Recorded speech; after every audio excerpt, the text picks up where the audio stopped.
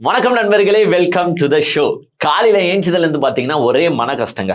என்ன மன கஷ்டம்ட்டு நானும் யோசிச்சு பார்க்கும்போது தான் என் மனசு வந்து சொல்லுது, டேய் இன்னைக்கு சட்டசபை இல்லையேடா, இன்னைக்கு என்னடா காமெடி ஃபன் மூமெண்ட் உனக்கு இருக்க போகுது அப்படின்னு வந்து பாத்தீங்கன்னா மனசு வந்து சொல்லிட்டு போகுது. எஸ், கடந்த 3 நாட்களா வந்து பாத்தீங்கன்னா நமக்கு எல்லாமே வந்து ஒரு 100% ஃபன் கேரண்டிடா வந்து பாத்தீங்கன்னா சட்டசபை ஓடிட்டே இருந்துச்சு.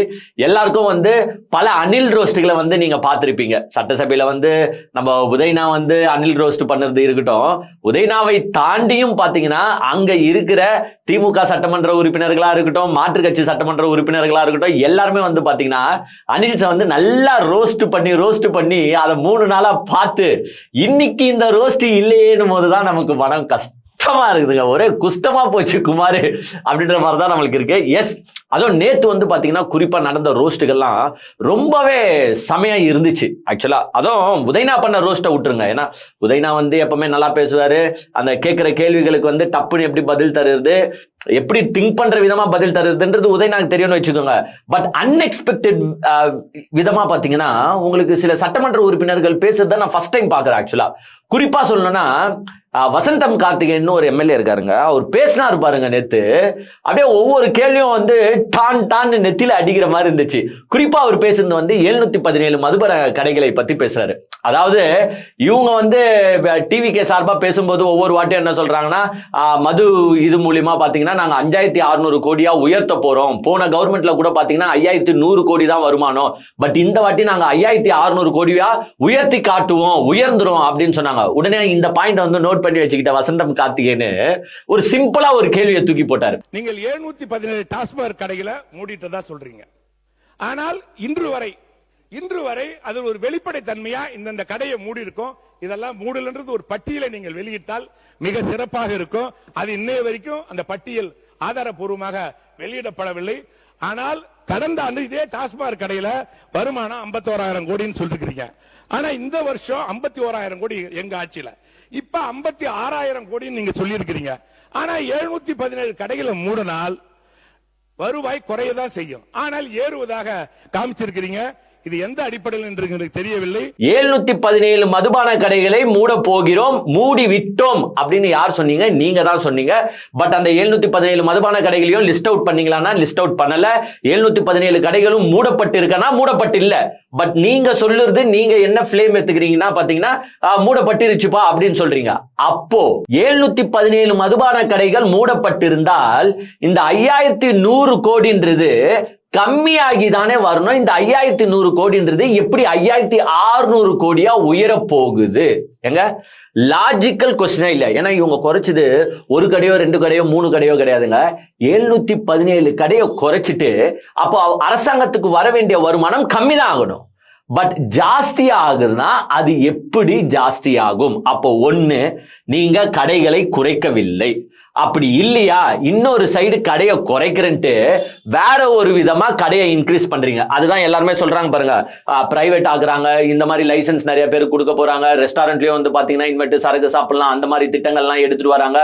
சோ இந்த மாதிரி வேறு விதமாக நீங்க வந்து அந்த வருமானத்தை ஈட்ட வேண்டும். அப்படி இல்லைன்னா ஒன்னு சரக்கு விலையை ஏத்த போறீங்க. ரோஸ்ட் பிரேஸ் சப்ஸ்கிரைபர்களுக்கு வணக்கம். கடுமையான நெருக்கடியில தான் உங்களுக்கு தொடர்ந்து வந்து வீடியோ போட்டுட்டு இருக்கோன்றது உங்களுக்கும் நல்லாவே தெரியும். நம்முடைய சேனல் வளர்ச்சிக்கு உங்களுடைய பங்களிப்பு கொடுக்கணும்னு நினைச்சீங்கன்னா இந்த QR கோட் மூலமாக உங்களுடைய பங்களிப்பை நீங்க கொடுக்கலாம். நன்றி. ஏங்க எப்படிலாம் உயரும் நீங்க சொல்லுங்களேன். இப்படிதான் உயர முடியும். ஒரு 5100ன்றது 5600 மாறணும்னா இப்படிதான் உயர்த்தணும். ஒண்ணு கடை கவுண்டை இன்க்ரீஸ் பண்ணணும், இல்லைன்னா வேறு விதமா சரக்கு விலையை ஏற்றணும். இப்படிலாம் பண்ணாதான் உங்களால இன்க்ரீஸ் பண்ண முடியும். இது எப்படிதான் இன்க்ரீஸ் ஆக போகுதுன்னு எங்களுக்கே தெரியல. ஏன்னா இந்த டிவிக்கு ஆட்சிக்கு வந்ததுல இருந்து நீங்க என்ன சொல்றீங்க? நாங்க வந்து மதுவை படிப்படியா குறைக்க போறோம். பாருங்க, எங்க தலைவர் ஆல்ரெடி 717 மதுக்கடையை மூடிட்டார், இனிமேட்டு வந்து பாத்தீங்கன்னா மது இல்லா தமிழகமா மாறப்போகுது, அப்படி இப்படின்னு வெட்டி பில்டப் தானே விடுறீங்க. அப்ப 5100 ஏன் 5600 ஆக்குறீங்க? படிப்படியா கம்மியாகி தானே வரணும். ஏங்க அவர் கேட்ட கேள்விதான் வந்து பாத்தீங்கன்னா இன்னைக்கு சோசியல் மீடியா ஃபுல்லாவே ஒரு விவாத பொருளா ஆகிட்டு இருக்கு. அப்போ அமைந்திருக்கிற புதிய ஆட்சி டாஸ்மாக் சேல்ஸை இன்க்ரீஸ் பண்ணுதா, டாஸ்மாக் சேல்ஸை கம்மி பண்ணுதா? டாஸ்மாக் சேல்ஸ்ன்றது கம்மி ஆனாதான் குடிமகன்கள் கம்மியாகிட்டு வராங்கன்னு அர்த்தம். ஏங்க இப்போ நான் தெரியாம கேட்கிறேன், இப்போ நீங்க விலையை ஏத்துறேன்னு வச்சுக்கோங்களேன். இப்போ ஒரு 150 ஒரு கோட்டு இருக்குன்னு வச்சுக்கோங்க. அது ஒரு 200 ரூபாய் ஆக்கி தான் நாங்க வந்து வருமானத்தை ஏத்துறோம். நாங்க கடைகள்லாம் ஜாஸ்தி பண்ணல, சரக்கு விலையை தான் ஜாஸ்தி பண்ண போறோம்னா அந்த 20 ரூபாவோ 30 ரூபாவோ யார் தலையில போய் விழுது?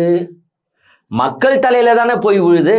அப்போ மக்கள் கிட்ட இருந்து தானே நீங்க பணத்தை புடுங்குறீங்க. இந்த 5100 இருந்து 5600 ஆகுதுன்னா இந்த பிளஸ் 500 கோடின்றது யார்கிட்ட இருந்து வாங்குறீங்க? மக்கள் கிட்ட இருந்து தானே வாங்க போறீங்க. அப்ப மக்கள் கிட்ட இருந்து புடுங்குற பணத்தை என்ன பண்ணணும்னு சொல்லுது. ஏன்னா திமுக காலத்துல ஆட்சி பீரியட்ல இவங்க என்ன சொன்னாங்கன்னா, சரக்கு விற்கும் போது யார் யார் தாலிலாம் அறுத்து சரக்கு வித்துன்னு இருக்காங்க பாருங்க, எல்லா தாலியும் அறுத்து தான் வந்து இங்க தமிழ்நாடு கவர்மெண்டே ரன் ஆகுது அப்படின்னு யார் சொன்னா? எல்லாருமே சொன்னாங்க. டிவிக்கில இருக்கிற எல்லாருமே சொன்னாங்க. இப்போ யார் தாலியா அறுத்து இந்த 5100 இருந்து 5600 கோடிக்கு ஏத்த போறீங்க அப்படின்ற தோணியில வசந்தம் கார்த்திகேயன் பேசினாரு. அது உண்மையிலே நல்ல ஸ்பீச். அது ஆக்சுவலா because it's a point speech, கரெக்டான பாயிண்ட். ஸோ ஒரு யங் எம்எல்ஏவா இவர் பேசினாரு. இன்னொரு சைடு வந்து பாத்தீங்கன்னா ஒரு மெச்சூரிட்டி எம்எல்ஏவா, அதாவது இவ்வளவு வருஷம் அரசியல்ல இருக்கிற ஒரு மனுஷன் வந்து அழகா மெச்சூர்டா பேசினாரு. மெச்சூர்டா வந்து கே.என். நேருவும் பேசியிருந்தாரு. ஒரு பாயிண்ட் கே.என். நேரு பேசியிருந்தாரு. அதை வந்து நான் நெக்ஸ்ட் வரேன்.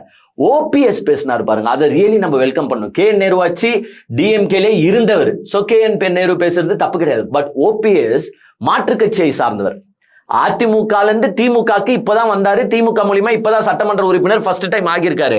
அவர் வந்து ஆதவ அர்ஜுனா கேட்ட கேள்விக்கு அழகா நெத்தி அடி பதில் கொடுத்தாருங்க. அதாவது கன்ஃபியூசன் பண்ணாம அதை போட்டு பெரட்டாம அழகா பதில் சொன்னாரு. அதாவது ஆதவ அர்ஜுனா என்ன சொன்னாருன்னா, இந்த லாட்ரி இதுல இருந்து மார்டின் கிட்ட இருந்து வந்து 900 கோடி வந்து டிஎம்கே வாங்கி இருக்கு. ஏன் வாங்குனீங்க, எதுக்கு வாங்குனீங்க, என்ன ஃபண்டுன்ற பேர்ல வாங்குனீங்க. அதாவது இவர் எந்த பாயிண்ட் எடுத்துன்னு வர்றாருன்னா, ஆதவ அர்ஜுன் பார்ட்டி ஃபண்டுன்னு நம்ம சொல்லணுமா, அதுக்காக அதை வந்து தெனாவுட்டா நெக்கெல்லாம் ஏஞ்சிங்கன்னா ஆதவ அர்ஜுனா பேசுறத பார்த்தா எங்க நம்மளுக்கு ஆக்சுவலா இப்போ விஜய பார்த்தா கூட டென்ஷன் வருது இல்லைங்க. ஆனா இந்த ஆதவ அர்ஜுனாவை பார்த்தா அப்படியே என்னென்னமோ எல்லாமே எரியுதுங்க, வயிறுல இருந்து எல்லாமே எரியுதுங்க. அந்த மாதிரி தான் ஒரு பேச்சு. ஏங்க சிலதெல்லாம் வந்து கான்ஃபிடென்ஷியல்னு இருக்கும், சிலதெல்லாம் வந்து சீக்ரெட்ஸ்னு இருக்கும், சிலதெல்லாம் 2 தரப்புக்கு மட்டும் தெரிஞ்ச விஷயமா இருக்கும். பட் இந்த ஆதவ அர்ஜுனா எல்லாத்தையும் பிரேக் பண்றாருன்னு வச்சுக்கோங்க. ரூல்ஸ் ரெகுலேஷன்ஸ் எல்லாத்தையும் பிரேக் பண்றாரு. அந்த பிரேக்குக்கு அழகா ஒரு ரிப்ளை வருது. அதாவது ஆதவ அர்ஜுனா 900 கோடி எதுக்கு வாங்குனீங்கன்னு கேட்கும்போது உதயநிதி என்ன சொல்றாருன்னா, 900 கோடியை கொடுத்ததே உங்க மாமனார் தான், உங்க மாமனார் கிட்ட கேளுங்க எதுக்கு வாங்கணும்னு அவர் சொல்லுவாரு அப்படின்னு சொல்றாரு. உடனே ஆதவ அர்ஜுனா அதை நெக்கில என்ன சொல்றாருன்னா, எங்க மாமனார் கொடுத்தது உங்க அப்பா கிட்ட தான் கேட்டு தெரிஞ்சுக்கணும், பட் உங்க அப்பா இங்க ஆளை காணோம், அவர்கிட்ட கேட்டு வேணா சொல்லுங்க அப்படின்ட்டு ஆதவ அர்ஜுனா தெனாவுட்டா சொல்றாரு. ஏங்க இதை பார்த்த ஓபிஎஸ் ஏங்க அழகா பதில் சொன்னார். நான் உண்மையிலே இந்த விஷயத்துல ஓபிஎஸ்ஸையும் அப்ரிஷியேட் பண்றேன். அழகா ஏஞ்சி நின்று இந்த 900 கோடி நன்கொடையை பத்தி பேசுறாரு ஆதவ அர்ஜுனா. ஒன்னு ஃபர்ஸ்ட் தெரிஞ்சுக்கோங்க, நன்கொடைன்றது எல்லா கட்சிக்கும் எல்லாருமே தருதுதான். It's a donation, it's a voluntary gift மாதிரி தான். ஏன் பிஜேபி வாங்குது, காங்கிரஸ் கட்சி வாங்குது, எல்லா கட்சியும் தான் வாங்குறாங்க. பக்கத்துல அதிமுகவும் இருக்குது, அதிமுகவும் தான் வாங்குது. அவர் பாயிண்ட் அவுட் பண்ணி சொல்றாரு, எல்லா கட்சியும் தாங்க இந்த டொனேஷன் வாங்குறாங்க. டொனேஷன் வாங்குறதுன்றது ஒன்றும் தப்பு கிடையாது. அதை அவங்க அக்கௌண்ட்ல போயிட்டு ஐடி மூலியமா பே பண்ணிட்டு தான் அது வருது. சோ அது வந்து ஒரு லஞ்ச பணம் கிடையாது. ஃபர்ஸ்ட் ஆதவ அர்ஜுனா என்ன மீன் பண்ண வராருன்னா, நீங்க லஞ்சம் வாங்கிட்டீங்க, 900 கோடி லஞ்சம் வாங்கிட்டீங்கன்னு மீன் பண்ண வராரு. பட் ஓபிஎஸ் தெளிவான விளக்கத்தை கொடுத்தாரு, அது லஞ்சம் கிடையாது, it's a kind of donation. ஏங்க எஸ் அப்கோர்ஸுங்க, டொனேஷன் இல்லாம எந்த பார்ட்டி என்ன ஆகுது இந்த ஊர் உலகத்துல நீங்க சொல்லுங்க. நான் இந்த டிவிக்கே கேட்கிறேன். ஏங்க டிவிக்கே லிஸ்டை எடுத்து பார்த்தாலே இந்த 2 வருஷத்துல டிவிகேக்கு எவன் எங்க டொனேட் பண்ணான்றது தெரிய போகுது. அப்ப அவங்க கிட்ட இருந்தாலும் நீங்க லஞ்சம் வாங்குனீங்கன்னு நம்ம சொல்லலாமா? ஏங்க நியாயமா இல்லையா? ஏங்க போய் ஒரு மேடை போடணும், எங்கன்னா வந்து 3 நாள் மாநாடு நடத்துறாங்க, இவ்வளவு ஃபங்க்ஷன் பண்ணாங்களே, இவங்க எங்கன்னா கலெக்ஷன் பண்ணாம யாருக்கிட்டனா டொனேஷன் வாங்காம பண்ணிருப்பாங்கன்னு நினைக்கிறீங்களா நீங்க? விஜய் நான் அவர் சம்பாதிச்சு வச்ச சொந்த பணத்தை போட்டு இந்த ஃபங்க்ஷன்ஸ் எல்லாம் பண்ணிருப்பாரு நினைக்கிறீங்களா? இவ்வளவு மாநாடையும் இவ்வளவு நிகழ்ச்சிகளையும் கிடையாது. யாருன்னா டொனேட் பண்ணிருப்பாங்க. அதை தான் வந்து ஓபிஎஸ் அழகா சொல்ற. ஏங்க டொனேஷன்ன்றது வேற, லஞ்சம்ன்றது வேற. இதெல்லாம் வந்து ஒரு கட்சிகளுக்கு இவங்க கொடுக்கறது. இதை நீங்க லஞ்சம் நீங்க பேசுறதே தப்புங்க. அதை அவை குறிப்புல இருந்து நீங்க நீக்க வேண்டும். ஏங்க சூப்பரான பாயிண்ட் ஓபிஎஸ் பேசினார். அதையும் வந்து எல்லா மக்களும் வரவேற்றாங்க. இதை நீங்க டிஎம்கேல இருந்து ஒரு ஆள் பேசியிருந்தா அது வேற மாதிரி ப்ராஜெக்ட் ஆகியிருக்கலாம். எப்படி சப்ப கட்டுறாரு. பட் அதிமுகல இருந்து இருந்த ஒரு அது முன்னாள் முதலமைச்சர் அவரு வந்து திமுக இப்படி பேசும்போது அந்த பாயிண்ட்ல வந்து சூப்பரா இருந்துச்சு, சூப்பரா நெயில் ஆகிச்சு, அழகா பேசியிருந்தாங்க. ஆக்சுவலா பட் நேத்து இந்த சட்டசபையில இந்த விஷயங்கள் போகிட்டு இருக்கும்போது இன்னொரு தகவலையும் நீங்க எல்லாரும் கேள்விப்பட்டிருப்பீங்க. அதாவது விஜய் மற்றும் சங்கீதா அவர்களின் விவாகரத்து வழக்கு பாத்தீங்கன்னா நேற்றோட முடிவடைந்து விட்டது. அதாவது சங்கீதா அவர்கள் வந்து பாத்தீங்கன்னா நேத்து அவங்க பதிவு செஞ்ச அந்த டிவோர்ஸ் பெட்டிஷனை வந்து பாத்தீங்கன்னா வித்ட்ரா பண்ணிருக்காங்க. உங்களுக்கே நல்லா தெரியும், விஜய் சாருக்கு வந்து பாத்தீங்கன்னா எதிர்த்து விஜய் கிட்ட இருந்து எனக்கு விவாகரத்தை வாங்கி கொடுங்க அப்படின்ட்டு சங்கீதா மேம் அவர்கள் வந்து டிசம்பர்லயே வந்து செங்கல்பட்டு நீதிமன்றத்துல ஒரு வழக்கை தொடுத்திருந்தாங்க. அது வந்து எல்லாருமே பேசுனதுதான். அப்போ வந்து எல்லாருமே என்ன சொன்னாங்கன்னு பாத்தீங்கன்னா, ஏங்க நம்மளுக்கு இதெல்லாம் பார்க்கும்போது தான் டென்ஷன் ஆகுது. அப்பவே நம்ம சொன்னது என்னன்னா, ஒரு ஹஸ்பண்ட் அண்ட் ஒய்ஃப்குள்ள பிரச்சனை, அது வந்து ஒரு லீகல் சொல்யூஷன் இருக்கு. அந்த லீகல் சொல்யூஷனை தேடி அவங்க போறாங்க. ஒரு வைஃப் வந்து ஏங்க அந்த பெட்டிஷன்ல போட்டது என்னென்னது நம்ம ஆல்ரெடி நிறைய வாட்டி டிஸ்கஸ் பண்ணிட்டோம். என் ஹஸ்பண்டுக்கு வந்து பாத்தீங்கன்னா ஒரு இல்லீகல் அஃபேர் இருக்கு, வேணும்னா கூட நான் வந்து பாத்தீங்கன்னா அவங்களோட பேரை ரிவீல் பண்ணுறதுக்கும் தயாரா இருக்கேன், அதனால அவர்கிட்ட இருந்து டிவோர்ஸ் வாங்கி கொடுத்துருங்கன்ட்டு அவங்க போனாங்க. பட் அந்த டைம்ல எல்லாருமே என்ன தெரியுமா சொன்னானுங்க, அதுவும் குறிப்பா இந்த டிவிக்கே வர்ச்சுவல் வாரியர்ஸ் இருக்கானுங்க பாருங்க. ஐயோ ஏங்க, எது நடந்தாலும் அந்த காலத்திலயும் சரி இந்த காலத்திலயும் சரி எது நடந்தாலும் இவங்க பழியை யார் மேல போட்டாங்கன்னு பாத்தீங்கன்னா திமுக. எல்லாத்துக்கும் திமுக தான் காரணம். நானுங்க சங்கீதா அவர்கள் வந்து அந்த வழக்கை போட்டதுக்கு கூட யார் மேல தெரியுமா பழிய போட்டாங்க, திமுக சொல்லி வழக்கு போட்டிருக்காங்க பாத்தீங்களா அப்படின்ட்டு. எங்க சங்கீதா மேமையும் இவனுங்க கேட்காத கேள்வி இல்லைங்க. எங்க கொஞ்ச நாள்லயே அவங்களை எப்படி ப்ரொஜெக்ட் பண்ணாங்கன்றது உங்க எல்லாருக்கும் தெரியும். ஸோ அவ்வளோத்தையும் மீறி தான் அவங்க அந்த வழக்கை தொடர்ந்தாங்க. அந்த வழக்கு அதுக்கப்புறமா வந்து பார்த்தீங்கன்னா நீதிமன்றத்துக்கு வந்துச்சு.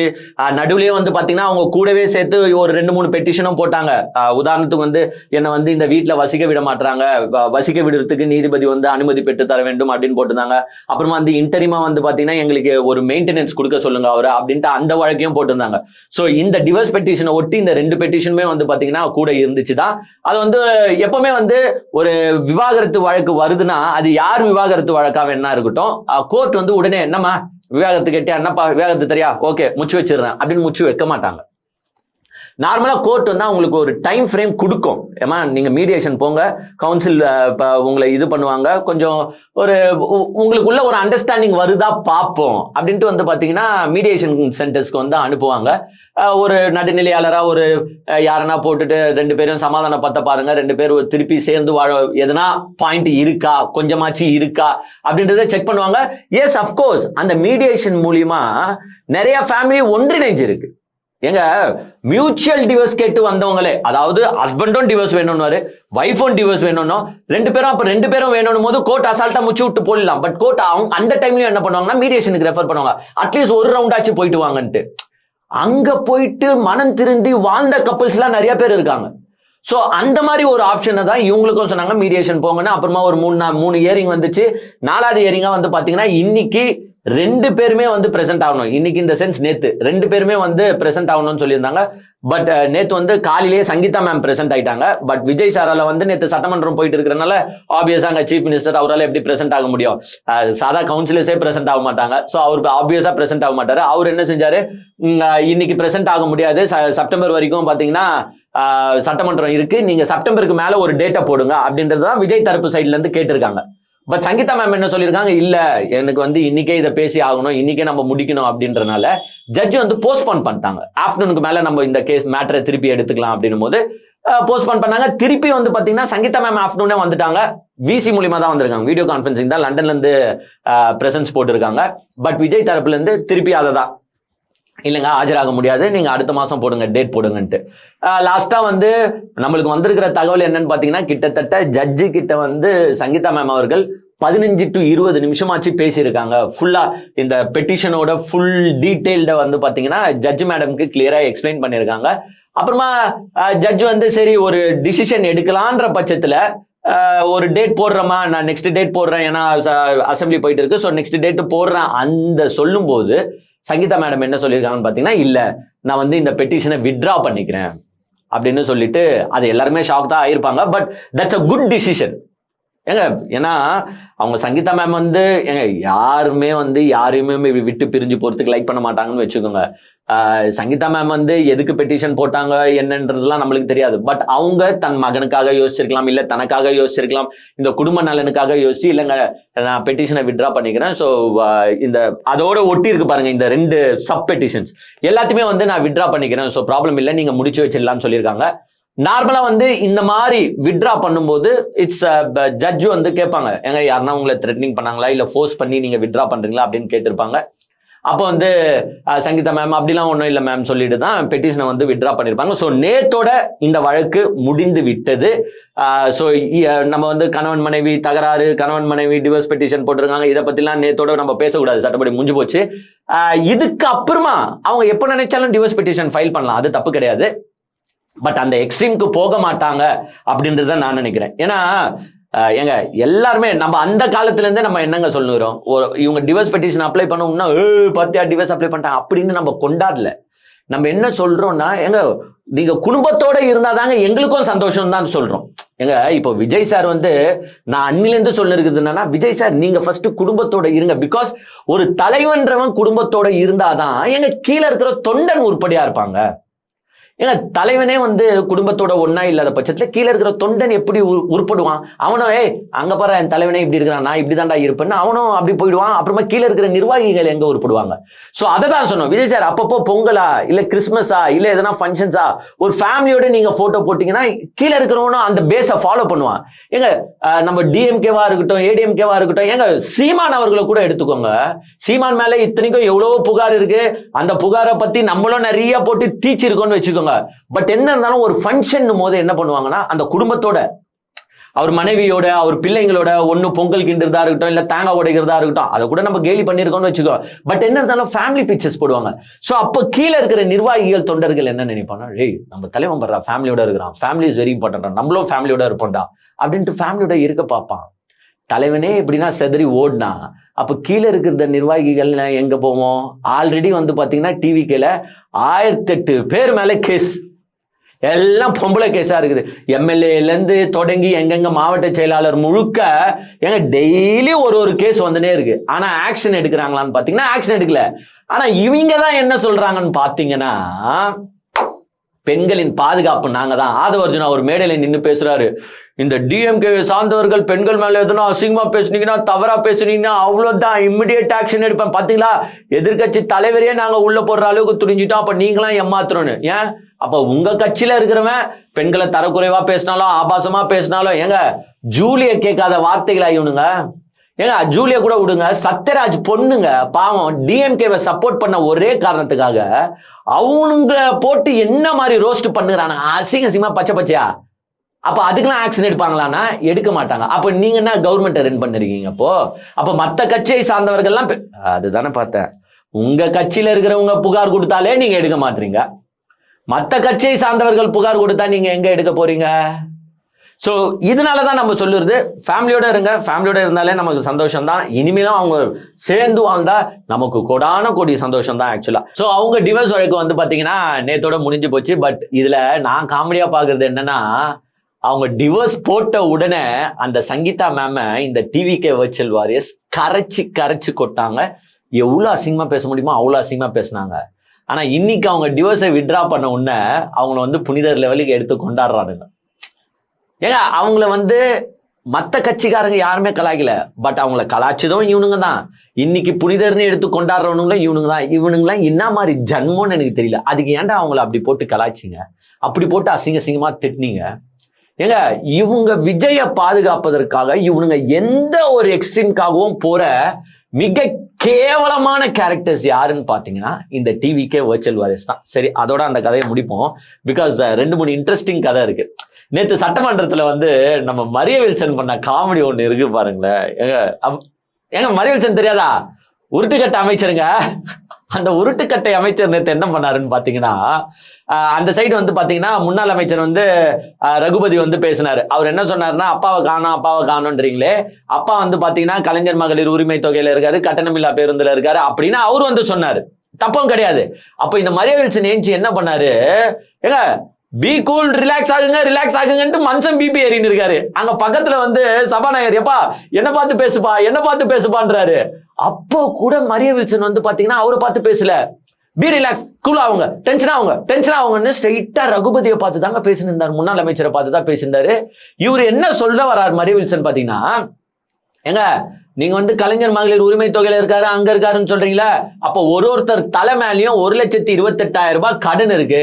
அப்ப அங்கேயும் உங்க முதலமைச்சர் இருக்கிறாரு தானே, முன்னாள் முதலமைச்சர் இருக்கிறாரு தானே ஒரு கேள்வி கேட்கிறாரு. ஏங்க இப்படி கேள்வி கேட்கிறவங்க என்ன செய்யணும்னா அதுக்கு பதிலும் சொல்லணும்.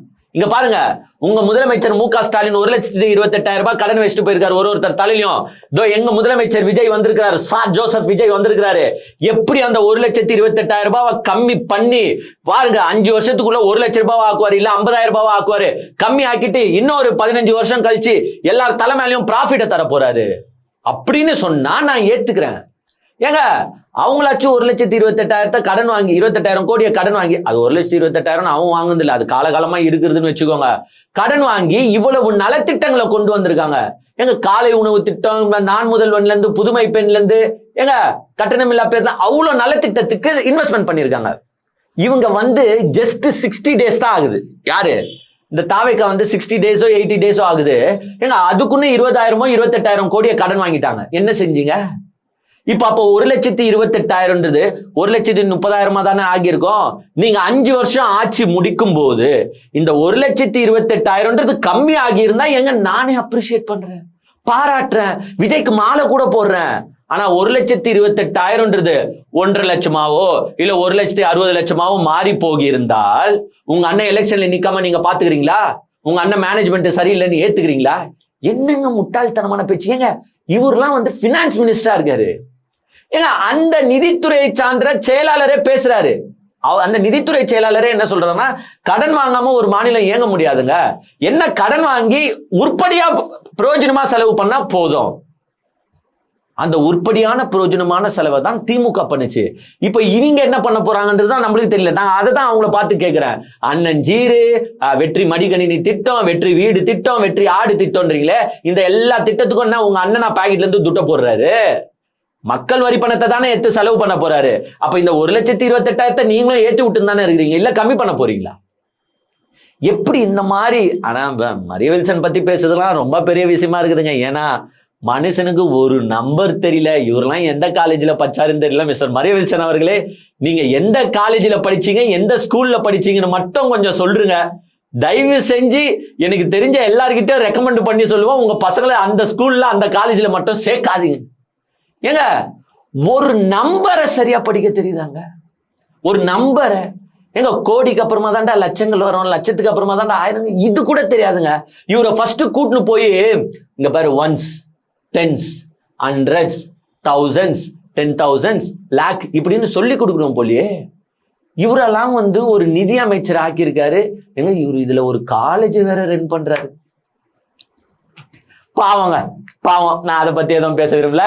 அந்த காலேஜில் படிக்கும் மாணவர்களின் நிலைமை என்னவென்று போக போக தான் தெரியும். ஸோ மரிய வில்சன் வந்து இப்படி காமெடி பண்ணிட்டு போனாருன்னு வச்சுக்கோங்க. அந்த அதர் சைடு எங்க நம்ம ஒருத்தர் அப்ரிஷியேட் பண்ணி ஆகணுங்க. பிரேமலதா மேம் எங்க சட்டமன்றம் கூடுனதுலேருந்து நம்ம பாக்குறோங்க. Premalatha ma'am is playing a very very very important ரோலுங்க இந்த அசம்பிளி. ஏங்க ஃபர்ஸ்ட் வந்து அந்த மேகதாது அணைக்காக அவங்க வந்து ஒரு தீர்மானம் எடுத்துன்னு வரும்போது கூட ரொம்ப தெளிவா அழகா பேசினாங்க பிரேமலதா மேம். அவங்க என்னதான் திமுக மூலியமா வெற்றி பெற்ற ஒரு எம்எல்ஏவா இருந்தாலும் திமுகவுக்கு சப்போர்ட்டாவும் பேசுவாங்க. அதே மாதிரி பாத்தீங்கன்னா ஆளும் அரசாங்கத்துக்கு அந்த அறிவுரையும் தெளிவா தருவாங்க. ஒரு பகைமை உணர்வை பாராட்டுற மாதிரி அவங்களுடைய செயல்பாடுகள் கிடையாது. ரொம்ப அழகா பேசினாங்க. அதுல நேத்து அவங்க பேசின விஷயங்கள் வந்து அந்த சட்டமன்றத்துல இருந்த எந்த உறுப்பினரும் பேசாத விஷயம். குறிப்பா கலைஞர் அவர்களின் நினைவு நாள் நேத்து. அந்த நினைவு நாளுக்காக அவங்க வந்து நீங்க எல்லாருக்கும் ஒரு நினைவு தீர்மானம், இரங்கல் தீர்மானம் நிறைவேற்றினீங்க. அதுல முன்னாள் முதலமைச்சர் கலைஞர் அவர்களின் பேரையும் சேர்த்து இருந்தா கொஞ்சம் நல்லா இருந்திருக்கும் அப்படின்ற ரிக்வெஸ்ட வச்சாங்க பாருங்க. ஏங்க இதுதாங்க நன்றி உணர்வு. ஏங்க பிரேமலதா விஜயகாந்த் மேம் நம்ம ஸ்டார்டிங்ல இருந்து பார்த்துட்டு வரோம். ஏங்க அவங்க எந்த கட்சியில இருக்காங்களோ அந்த கட்சிக்கு ஒரு நன்றி உணர்வோட செயல்படுவாங்க. மற்ற கட்சிக்காரங்க மாதிரி அவங்க கிடையாது. ஏங்க 2011 ஏடிஎம்கே கூட்டணியில வின்னாகி இருந்தாலும் அதற்கு அப்புறமா பல பிரச்சனைகள் அவங்களுக்கு வந்துச்சு. அந்த கட்சியே உடைச்சாங்க அதிமுக.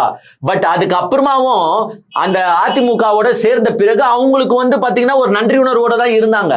ஏங்க அவங்க வந்து எம்பி சீட்டு தரேன்னு சொல்லி ஏமாத்தும் போது கூட அவங்க கூட நன்றி உணர்வோட தான் இருந்தாங்க. பட் அது ஒரு பட்சத்துக்கு மேல தாண்டும் போதுதான் அந்த கூட்டணியை பிரேக் பண்ணி டிஎம்கேக்கு வந்தாங்க.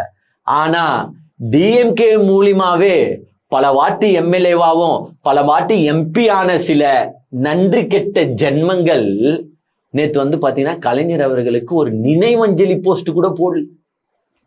ஏங்க எந்த கட்சி தலைவரா எடுத்துக்கோங்க, அந்த மனுஷன் மூலியமா வெற்றி பெற்ற யாருமே அந்த மனுஷனுக்கு நினைவஞ்சலி போஸ்ட் போடல. ஆனா ஒரே வாட்டி தான் அவங்க திமுக கூட்டணிக்குள்ள வந்த அவங்க இன்னைக்கு கலைஞர் அவர்களை பத்தி பேசும்போது நமக்கு ரொம்ப சந்தோஷமா இருக்கு.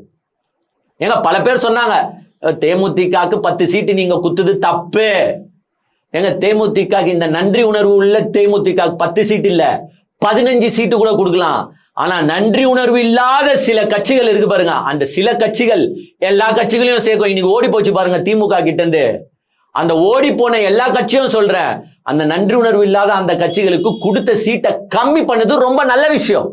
ஏன்னா கொஞ்சோன்னு நினைச்சு பாருங்க, சில கட்சிகள் இருக்கு இப்ப திமுக கூட்டணில இருந்து போச்சு, உதாரணத்துக்கு விசிக்கு எடுத்துக்கோங்க, ஐயுஎம்எல் எடுத்துக்கோங்க, காங்கிரஸ் எடுத்துக்கோங்க, கம்யூனிஸ்ட் மார்க்சிஸ்ட் அவங்க இப்படின்னு இருப்பாங்க, வைகோவை எடுத்துக்கோங்க. இவங்களுக்கு எல்லாம் நீங்க நிறைய சீட்டு குத்து நிறைய சீட்டு ஜெயிச்சிருந்தாங்கன்னு நினைச்சுக்கோங்க, அவ்வளவுதான். விஜய் இந்நேரத்துக்கு ஆட்டம் காண வச்சுட்டு இருந்திருப்பாங்க, அங்க போய் அங்க டார்ச்சரை பண்ணி இருந்திருப்பாங்க. இந்த நன்றி உணர்வு இல்லாத இந்த கட்சிகள் மத்தியில் பிரேமலதா விஜயகாந்த் அவர்களை நான் ரொம்ப அப்ரிஷியேட் பண்றேன். நேற்று அந்த கலைஞர் இதை பத்தி பேசினாங்க, அதுக்கப்புறமா அவங்க கொஞ்சம் காமெடியாவும் பேசுவாங்க. காமெடினா எப்படின்னா, உங்களுக்கு ஃபர்ஸ்ட் வாட்டியே வந்து என்ன பண்ணாங்கன்னா, அந்த மேகதாது அணை விவரமா பேசினாங்களே சட்டமன்றத்துல, அப்ப என்ன பண்ணாங்க, அங்க தண்ணி வச்சுட்டு இருப்பாங்க. தண்ணி வைக்கும் போது எல்லாருமே என்ன பண்றாங்கன்னா, அந்த ஹெல்பர் வந்து பாத்தீங்கன்னா கிளாஸ்ல வந்து தான் தண்ணி வைப்பாரு அசம்பிளி மெம்பர்ஸ்க்கு. அப்போ ஒவ்வொரு வாட்டியும் இவங்க பேசிட்டு இருக்கும்போது அவர் நடுவில் போய்க்கின்னு அங்க கிளாஸ் வச்சுக்கின்னு இங்க கிளாஸ் தண்ணி வச்சுக்கிட்டு ஒருத்தர் கேட்கும் போது அங்கங்க வச்சுட்டு இருந்தாங்க. அதை இவங்க பார்த்துட்டு இவங்க பேசும்போது என்ன சொல்றாங்கன்னா, ஒரு ரிக்வஸ்டா தான் நான் வைக்கிறேன், உறுப்பினர்கள் தண்ணி கேட்கும் போது அவங்க ஒருத்தர் வந்து ஒரு வாட்டியோ கிளாஸ்ல தண்ணி கொடுக்கறது பார்க்க கொஞ்சம் மன கஷ்டமா இருக்கு. ஏன்னா அவங்களும் அந்த சந்தில போந்து அங்க போய் இங்க போகணும், கொஞ்சம் கஷ்டமா இருக்கு. அதுக்கு பதிலா நீங்க வந்து ஒரு பாட்டில்ஸ்லயோ எதுல ஒரு உறுப்பினருக்கு கொடுத்துட்டீங்கன்னா அவங்க வேணும்னு போது குச்சிப்பாங்க. பட் அங்க என்ன பிரச்சனைனா, பிளாஸ்டிக் வந்து யூஸ் பண்ணக்கூடாதுன்ற ஒரு ப்ராசஸ் இருக்கு. அதனாலதான் வந்து நாங்க வைக்கல அப்படின்னு ஒரு பதில் வரும்போது இவங்க சொல்றாங்க, சரி பிளாஸ்டிக் வைக்கலன்னா கூட பரவாயில்ல, கண்ணாடி பாட்டில்ல வைங்க. ஒரு ஐடியா கொடுக்குறேன், கண்ணாடி பாட்டில்ல நீங்க வைக்கலாமே ஐடியா கொடுக்கும்போது ஓபிஎஸ் அங்கந்து வச்சாரு. ஓபிஎஸ் அங்கந்து வச்சுட்டு, இல்ல பிரேமலதா விஜயகாந்த் அவர்கள் கண்ணாடி பாட்டில் கேட்டாங்க, இங்க சாதா பாட்டில் இருந்தாலே தூக்கி அச்சிருவானுங்க, கண்ணாடி பாட்டில் இருந்தா அவ்வளவுதாங்க பல பேர் மண்டை அப்படின்ற காமெடியா அவங்க அன்னைக்கு சொல்லியிருந்தாங்க. அதை நினைவு கூறுறாங்க. ஏங்க இந்த சட்டசபையில வந்து பாத்தீங்கன்னா நான் பாட்டில் கேட்டா கூட தப்பாயிடுது அப்படின்ட்டு வந்து பாத்தீங்கன்னா ஜாலியா பேசிட்டு, ஏங்க முதலமைச்சர் விஜய்க்கும் ஆதரவா தான் பேசுறாங்க, நான் இல்லைன்னு சொல்லல. ஏங்க விஜய் அவர்கள் வந்து சொன்னாரு பாருங்க, நான் கர்நாடகா போலான்னு பிளான் போட்டு இருந்தேன், பட் அங்க போய் ஏதாவது ஒரு விஷயம் நடந்திருந்தாலும் இந்த தமிழ்நாட்டு மக்களுக்காக நான் ஏற்க தயாருன்னு சொல்லியிருந்தேன். அதை இவங்க பாயிண்ட் அவுட் பண்ணி சொல்றாங்க, அது எப்படி நீங்க எங்களோட முதலமைச்சர், நீங்க அங்க போய் அசிங்கப்படுறது அது நாங்க அசிங்கப்படுற மாதிரி, அப்படிலாம் நாங்க விட்டுட்டு வேடிக்கைலாம் பார்க்க மாட்டோம் அப்படின்னு அவருக்கும் சப்போர்ட் பண்ணி தான் பேசுறாங்க. சோ ஒரு சட்டசபைய எப்படி நாகரீகத்தோட அணுகணும், கேள்வி கேட்கும் போது கேள்வி கேட்கணும், சப்போர்ட் பண்ணும்போது சப்போர்ட் பண்ணணும், அதை வந்து அழகா ஹேண்டில் பண்றாங்க பிரேமலதா விஜயகாந்த் மேடம். அந்த மேடம்க்கு நான் இந்த நேரத்துல வந்து பாத்தீங்கன்னா ஒரு மிகப்பெரிய ஹேட்ஸ் ஆஃப் பண்ணிக்கிறேன். சூப்பரா பண்றாங்க. வாழ்த்து தானே, ஏங்க நல்லா பேசினா நம்ம வாழ்த்து தானே பரவாயில்ல, அது எந்த சட்டமன்ற உறுப்பினராக இருந்தாலும் சூப்பரா பேசினாங்க. இன்னைக்கு மத்தியானத்துல இருந்து வந்து பாத்தீங்கன்னா ஒரு பூதகரமான விஷயம் வந்து பேசப்படும். அதாவது டீலிமிட்டேஷன் பில்லை பத்தி முதலமைச்சர் விஜய் தலைமையில வந்து பாத்தீங்கன்னா இன்னைக்கு ஒரு கூட்டம் நடக்குதுங்க. அதாவது எங்க பாத்துக்கோங்க, டீலிமிட்டேஷனை பத்தி ஒரு கூட்டம் நடத்துது யாருன்னா உங்கள் விஜய். எது எலெக்ஷனுக்கு முன்னாடி டீலிமிட்டேஷனை பத்தி பேசியானா ஒரு வாய் திறக்காத இந்த முதலமைச்சர் விஜய் இன்னைக்கு டீலிமிட்டேஷனுக்காக ஒரு கூட்டத்தை கூட்டியிருக்காரு. அதை யாரை வச்சுனா, லோக்சபா அண்ட் ராஜ்யசபா எம்பி எல்லாம் வந்து பார்ட்டிசிபேட் பண்ணுங்க, நம்ம வந்து டிஸ்கஸ் பண்ணுவோம். எதை பத்தி டிஸ்கஸ் பண்ண போறாங்கன்னா, ஒரு சம்பவம் நடக்க போகுதா நடக்க போகலையான்னு தெரியாது. அதாவது பார்லிமெண்ட்ல டீலிமிட்டேஷன் பில்ல நாங்க பாஸ் பண்ண போறோம்ட்டு பிஜேபி சொல்லவே இல்லை. பாஸ் பண்ணுவாங்களானோ நமக்கு தெரியாது. ஆனா இந்த முந்திரி கொட்டத்தனமா இந்த விஜய் சார் என்ன பண்றாருன்னா, வாங்க நம்ம எல்லாரும் டிஸ்கஸ் பண்ணுவோம்ட்டு இன்னைக்கு லோக்சபா அண்ட் ராஜ்யசபா மெம்பர்ஸை வச்சுக்கிட்டு இன்னைக்கு வந்து சாயங்காலம் ஒரு கூட்டத்தை கூட்ட போறாங்க. இதை வந்து பாத்தீங்கன்னா திமுக எம்பிஸ் போக மாட்டேன்னு சொல்லிட்டாங்க, அதிமுக எம்பிஸும் போக மாட்டேன்னு சொல்லிட்டாங்க, தேமுதிகவும் போக மாட்டேன்னு சொல்லிட்டாங்க, அன்புமணியும் வந்து பாத்தீங்கன்னா அதற்கு எதிர்ப்பு தெரிவிச்சிருக்காரு. சோ எல்லாருமே வந்து எதிர்ப்பு தெரிவிச்சுட்டு யாரும் பார்ட்டிசிபேட் பண்ண போறது கிடையாது. அங்க அவரு கூட யார் பார்ட்டிசிபேட் பண்ணுவான்னு பாத்தீங்கன்னா காங்கிரஸ் எம்பி, கம்யூனிஸ்ட், மார்க்சிஸ்ட், விசிக்கு, அதாவது திமுக சார்பா நின்று போட்டிட்டு ஜெயிச்சாங்க பாருங்க, அந்த எம்பிஸ் மட்டும் பார்ட்டிசிபேட் பண்ணுவாங்கன்னு வச்சுப்போம். நான் இப்ப என்ன இவரை கேட்கிறேன்னா, ஏங்க வரப்போலியானே தெரியல அந்த பில்லு. அந்த பில்லுக்காக நீங்க இன்னைக்கு இந்த லோக்சபா ராஜ்யசபா மெம்பர்ஸை வச்சு ஒரு கூட்டத்தை கூட்டுறீங்க. ஏங்க காவேரியில மேகதாது அணை கட்டுறான், தண்ணிய திறந்து விட மாட்டான், அதுக்கு ஒரு கூட்டத்தை கூட்டியா, அனைத்து கட்சி கூட்டத்தையாச்சும் கூட்டியான்ட்டு ஒரு மாசமா கத்தினுக்குது இங்க இருக்கிற கட்சிகள்லாம். நாய் மாதிரி கத்தின்னு இருக்காங்க, கூட்டுங்க கூட்டுங்க கூட்டுங்க. பெங்களூர்ல கர்நாடகால பாத்தீங்கன்னா அந்த முதலமைச்சர் எல்லா எதிர்கட்சி தலைவர்களையும் கூப்பிட்டு, முன்னாள் முதலமைச்சரையும் கூப்பிட்டு ஒரு கூட்டத்தை கூட்டி நமக்கு எதிரான தீர்மானம் நடத்திட்டாரு, முடிச்சிட்டாங்க. சோ நீங்க கூட்டுங்க சாரு அப்படின்ட்டு ஏங்க ஒரு மாசமா கெஞ்சின்னு இருக்காங்க. எது இம்பார்ட்டன்ட் விஷயம், மேகதாது அணை பல மாவட்ட விவசாயிகளின் வாழ்வாதாரம். ஏன் பல மாவட்ட விவசாயி, நம்ம தமிழ்நாட்டோட வாழ்வாதாரம். அதுக்கு ஒரு அனைத்து கட்சி கூட்டம் கூட்டுனா அதுக்கு கூட்டல சார்வல், அதுக்கு கூட்டல இல்ல. நீங்களாம் வேணாம், நான் ஸ்ட்ரைட்டா கர்நாடகா போயிட்டு ஸ்ட்ரைட்டா இங்க வருங்க, நான் போய் கர்நாடகால அப்படி இறங்கணும் உடனே தண்ணியை திறந்து விட்டுருவாங்க, மேகதாது அணையெல்லாம் கட்ட மாட்டாங்க, நான் பவர்ஃபுல் பர்சன் அப்படின்னு நான் ஸ்ட்ரைட்டா போறேன்னு சொன்னாரு. அங்கேயும் முதலமைச்சர் நீங்க இங்கெல்லாம் வர தேவையில்ல, அதெல்லாம் எங்களுக்கு வேலைக்கு ஆகாது, கிளம்புங்க அப்படின்ட்டாரு. அதுக்கு அனைத்து கட்சி கூட்டத்தை கூட்டி என்ன டிஸ்கஸ் பண்ணலான்ட்டு யோசிக்கல. இந்த பில்லு வரப்போதா வரலையானே தெரியாது. ஆனா அதுக்கு வாங்க லோக்சபா மெம்பர்ஸ் ராஜ்யசபா மெம்பர்ஸ்னாரு. அந்த லோக்சபா மெம்பர்ஸ்ல ராஜ்யசபா மெம்பர்ஸ்ல ஒரு டிவிகே காரன் இருக்கானா? ஏங்க கிடைச்சதே ஒரே ஒரு ராஜ்யசபா மெம்பர். அந்த ராஜ்யசபா மெம்பரையும் காங்கிரஸுக்கு கொடுத்துட்டாங்க. ஏன் காங்கிரஸுக்கு கொடுத்தாங்கன்னா ஒரு பெருந்தன்மையோட கொடுக்கல. நமக்கு இருக்கிறவன் இங்க இருக்கிற சட்டசபையிலேயே ஒழுங்கா பேச மாட்டான், நம்ம எவனா டிவி கேக்காரனு குத்து அவன் டெல்லியில போய் என்ன கிழிக்க போறான்.